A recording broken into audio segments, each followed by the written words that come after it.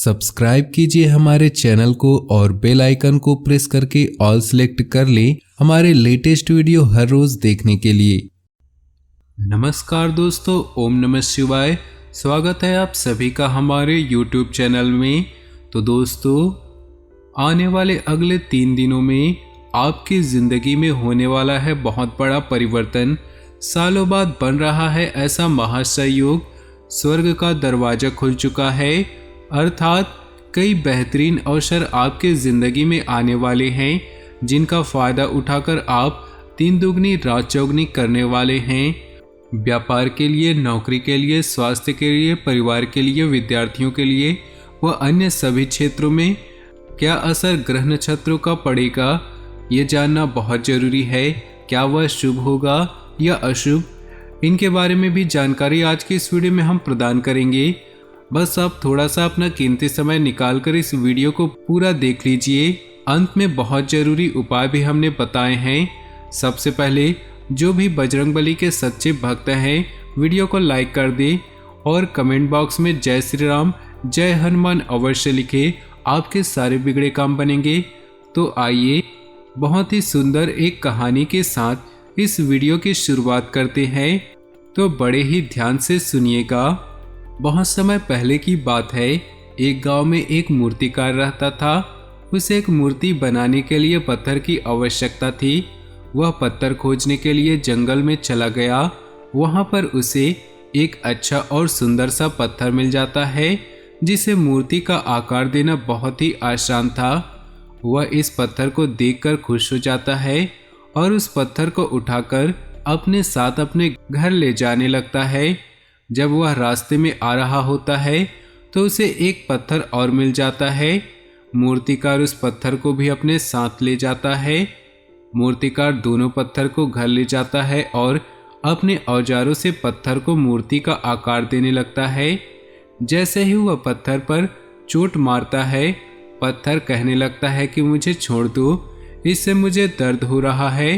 तुम किसी और पत्थर को मूर्ति बना लो। अगर तुम मेरे ऊपर ज़्यादा चोट मारोगे तो मैं टूट कर बिखर जाऊंगा।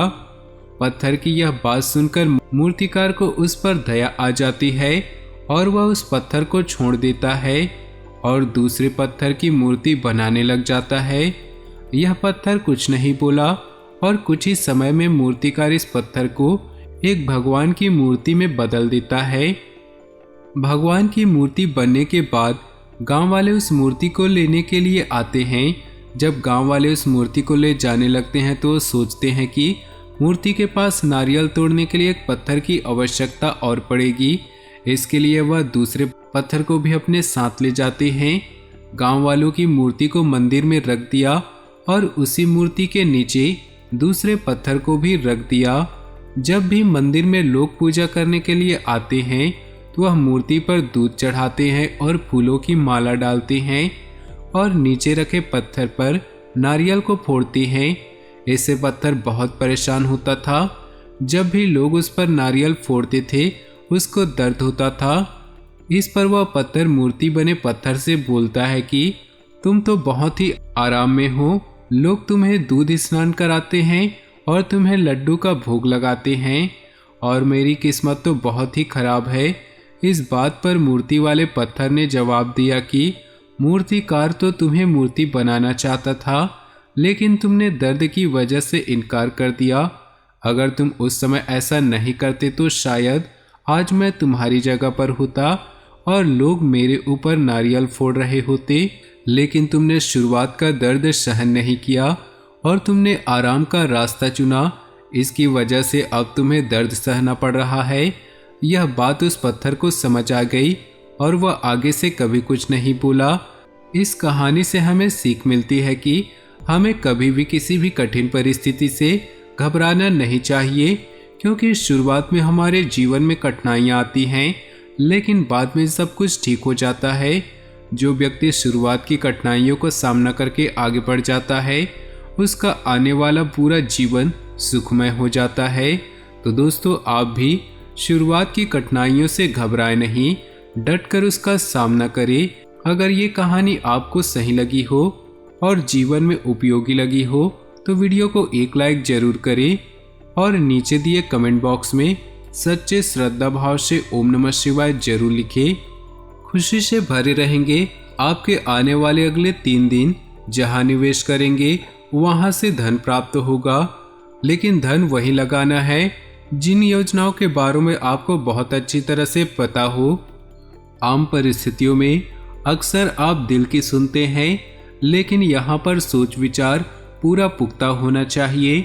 इसी के साथ में आपके पार्टनर के साथ आपके रिश्ते मजबूत होने वाले हैं, क्योंकि आप दोनों एक दूसरे पर भरोसे को और भी ज़्यादा बढ़ाने वाले हैं और आपका यही सादगी रिश्ते में नई ऊर्जा या फिर रिश्ते में एक नई पकड़ लेकर आएगी। इन 3 दिनों में वे लोग बहुत सावधान रहे जो अक्सर लोगों की बातों में आते हैं, क्योंकि लोगों का काम तो भड़काना है। वे तो आपके कान में अफवाहें डालेंगे, परंतु आपका अच्छा और बुरा आपको पता होना चाहिए, क्योंकि नकारात्मक ग्रह आपके अंदर नकारात्मकता का थोड़ा सा अंश डालने वाले हैं। तो नकारात्मकता को खुद से दूर रखना है, वरना बने बनाए काम भी बिगड़ जाएंगे। आपके मन में बहुत सारी दुविधाएं उत्पन्न होगी कि मैं इस काम को करूं या ना करूं। तो परमात्मा की मर्जी मानकर जोखिम उठा लेना है, लेकिन छोटी मोटे काम नहीं करना है। लवमेट के लिए समय शानदार है। पार्टनर से मन की बात आप कर सकते हैं। अनैतिक प्रेम संबंधों के कारण आपको थोड़ी आलोचना हो सकती है, वहां आपको सतर्क रहने की आवश्यकता है। आपको काम की गुणवत्ता को बनाए रखना है और अपरिचितों पर, जिन लोगों को आप अच्छी तरह से नहीं जानते हैं, भरोसा नहीं करना है। आज के दिन पुराने रोगों से आपको राहत मिलने वाली है। आर्थिक उन्नति के प्रयास सफल रहने वाले हैं, लेकिन दूसरों के झगड़ों में आपको नहीं पड़ना है। कई लोग ऐसे होते हैं जो दूसरों के फटे में टांग अड़ाते हैं। यहाँ पर आपने ऐसा किया तो सभी रायता पूरी तरह आपके ऊपर आ जाएगा और न चाहते हुए आप फंस जाएंगे। इसलिए अपने काम से मतलब रखिए। लोगों के काम में टांग नहीं अड़ानी है। आर्थिक परिस्थितियाँ मजबूती आएगी, लेकिन आपको अपनी सोच को बदलना होगा। बहुत सारे लोग कहते हैं कि जितनी चादर हो उतनी ही पाँव फैलानी चाहिए। कहने का तात्पर्य है कि अगर समझे कि जितनी आय हो उतना ही खर्च करना चाहिए, लेकिन कभी कोई चादर बढ़ाने की सलाह आपको कोई नहीं देता।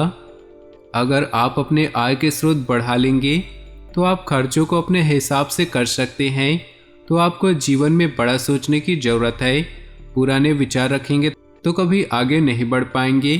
किसी सज्जन पुरुष की दैवीय बातें, यानी कि वो शानदार बातें आपको समझाने वाला है, प्रेरित करने वाला है, जो आपके अंदर संतोष को बढ़ाएगी और आपको हिम्मत देगी कि आप बहुत कुछ कर सकते हैं।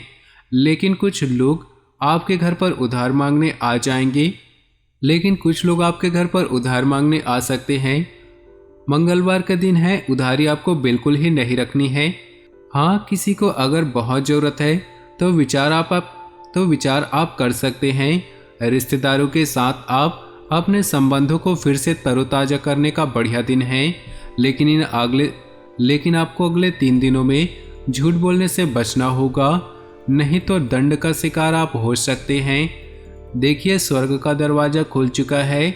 इसका अर्थ है कि अब जीवन में भाग्य आपका अच्छा खासा साथ दे रहा है, और जब भाग्य साथ देता है तो अच्छों को मात देता है। आप बस इतना ध्यान रखें कि आपके द्वारा किसी के अपमान ना हो, ना तो शब्दों में, ना ही आपकी बातों से। नहीं तो इस व्यक्ति की हाय आपको प्रभावित कर सकती है। माता के आशीर्वाद से आपको अपने कामों में सफलता मिलेगी। आपके मूड में बदलाव होते रहेंगे। अगर शिवलिंग पर आप दूध चढ़ा रहे तो ओम नमः शिवाय का उच्चारण करते रहिए। पारिवारिक समस्याएं जड़ से समाप्त होंगी। व्यर्थ का धन आपको व्यय नहीं करना है।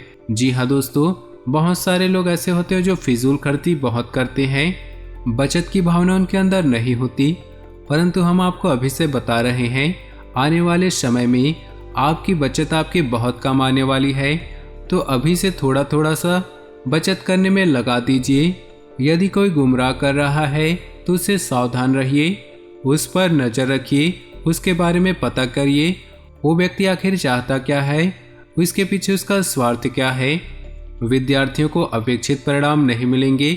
हो सकता है आपकी ही मेहनत में कहीं न कहीं कमी रह गई हो, तो इस ओर जरा ध्यान दीजिएगा।